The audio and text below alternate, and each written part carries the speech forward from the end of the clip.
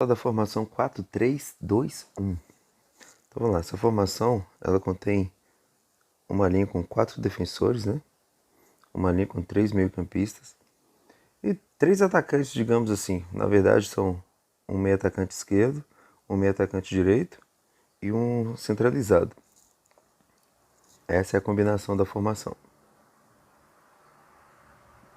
Agora, como que a gente vai defender nesse esquema tático? Então, digamos assim, o time está no campo de defesa, fazendo uma marcação para o setor. Lembrando que esses 3 meio-campistas, eles vão atuar como volantes, fechando o espaço. Esse atacante, esse meia esquerda, ajuda a recompor essa linha aqui do meio-campo.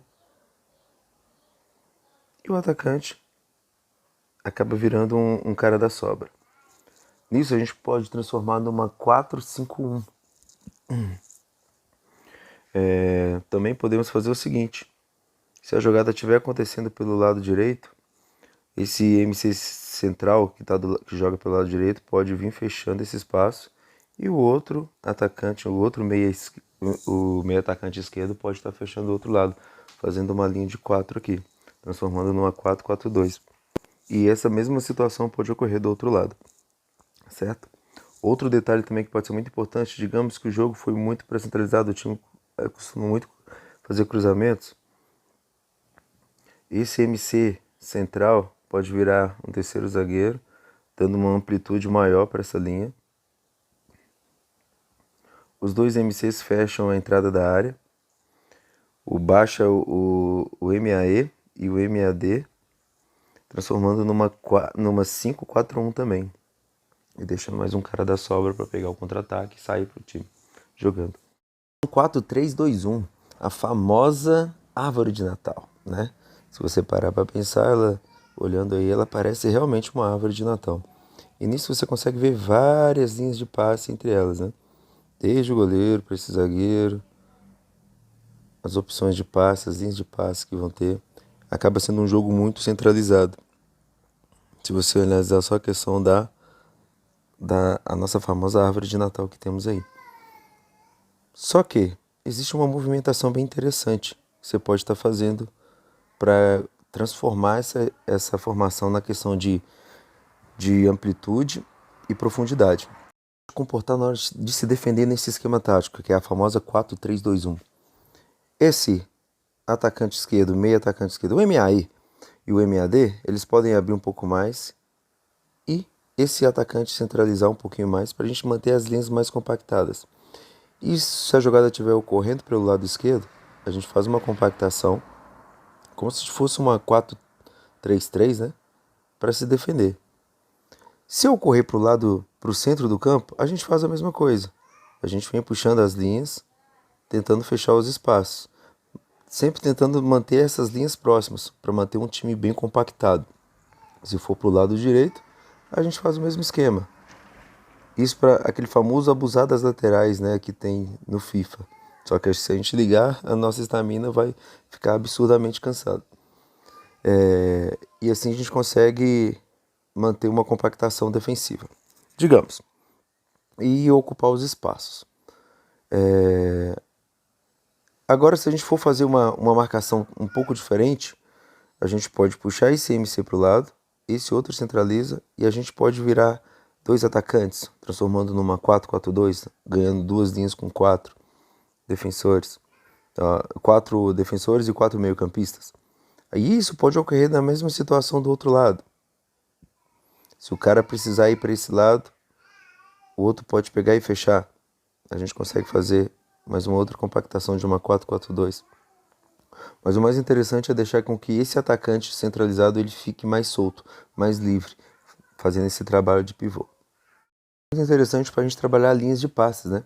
Se você analisar, a gente tem muitos jogadores próximos um do outro para poder fazer essa transição, essa triangulação de linha de passe, desde o goleiro com os zagueiros, os defensores, com a ligação com o meio, entre eles, o meio atacante esquerdo, o meio atacante direito e o atacante centralizado. A gente tem várias opções de linhas de passe. Só que, é claro, existem umas movimentações. E a gente precisa também da participação dos laterais. Porque se você analisar, existe um espaço aqui na lateral do campo, onde o lateral pode passar. Outro detalhe muito importante, sempre que o time precise da profundidade do lateral e amplitude dele, é entender que quando esse lateral esquerdo precisar subir, o outro lateral direito, o zagueiro abre um pouquinho mais e esse lateral direito fica na linha de zaga. Isso ocorre da mesma maneira. Se esse lateral direito precisar subir, esse zagueiro fecha um pouquinho mais e o lateral esquerdo fica na linha da zaga, para ter essa movimentação ali. Isso nós estamos falando da parte dos laterais, né, em questão de ajuda. Digamos, na saída de bola, o nosso time está aqui fechado, vai precisar fazer aquela saída de bola, os dois MCs aproximam, os dois zagueiros dentro da área, o MC central fica próximo, dentro da área também, na marca do pênalti ali, da meia-lua. Os outros dois MCs aproximam. O MAE abre para o lado esquerdo. O MAD abre para o lado direito. E o atacante centraliza. Assim a gente vai ter muitas opções de linha de passe para sair jogando. E umas bolas em infiltração, bola enfiada ou linhas de passes assim de forma mais segura para sair jogando pelo lado do campo. Muito importante. O MAE ele joga do meio de campo para o lado esquerdo na hora de atacar. Então ele vai ocupar esses espaços aqui, às vezes precisar virar um ponta, e enquanto isso, os dois atacantes, e muito importante, o atacante central fica sempre centralizado mesmo, fazendo um papel de pivô, chegando por trás, aproximando, até mesmo um falso 9 jogando entre as linhas dos defensores para poder buscar essa bola e dar a opção de fazer uma tabela com os outros jogadores e os meios campistas também. Mas digamos que esse MAE precisou ir para o lado esquerdo, os dois atacantes precisam estar dentro da área para conseguir gerar mais opções de finalização. Nisso os MCs vão aproximar. Esse MC central ele é muito importante para ele cobrir o espaço da defesa, ficar sempre na frente da linha de zaga, porque ele de uma certa forma ele tem que fazer um papel muito mais defensivo do que os outros. E os outros MCs aproximam na entrada da área exatamente para gerar a linha de passe para os dois atacantes que foram. E isso tem que ocorrer da mesma questão do outro lado do campo. Os laterais vão se aproximando, né, gerando aquela aproximação e compactação do time. E, digamos, o MC do lado esquerdo aproximou, o meia, atacante, já também vira um outro atacante, nisso gerando 3 atacantes.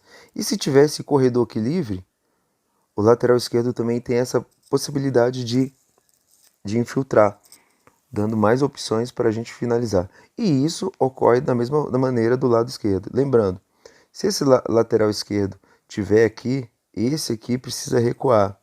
O lateral direito vai precisar recuar, recompondo a linha de zaga, para a gente não tomar bola nas costas. E nisso o zagueiro acaba fechando e esse MC central também ajuda a recompor a linha de zaga. Entendeu? Desses dois MCs, os que jogam, lembrando, vocês fazem um papel de volante, porque também vocês precisam fechar esse espaço da meia-lua aqui, quando o time estiver com a linha de zaga aqui. Vocês precisam estar ocupando esse espaço, fechando o meio, para não sobrar, para não ter espaço de jogada para os atacantes e para os meios-campistas que vão estar entrando aqui. Então o que acontece? Mas esses dois MCs do lado, eles precisam dar dinâmica para o time, com saída rápida, visão de jogo para encontrar os atacantes que vão estar infiltrando, ter uma articulação, fazer tabelas. Isso é muito importante nessa formação. Criar linhas de passe e tocar de primeira, tocar o mais rápido possível e ter uma visão de jogo. Então esses dois jogadores aqui precisam ser exatamente o Iniesta e o Xavi. Aqueles dois caras que conseguem ditar o ritmo do time, entendeu? Com a ajuda dos dois meio-atacantes, entenderam? Então essas movimentações vão acabar existindo. O atacante ficou um pouco mais aberto, você acaba pegando um pouco esse espaço da entrada da área, porque esse centroavante tem que ficar aqui, sempre dentro da área, sempre buscando o centro do gol e sempre com a intenção de resolver, entendeu? E esse MC tem que sempre estar cobrindo o meio.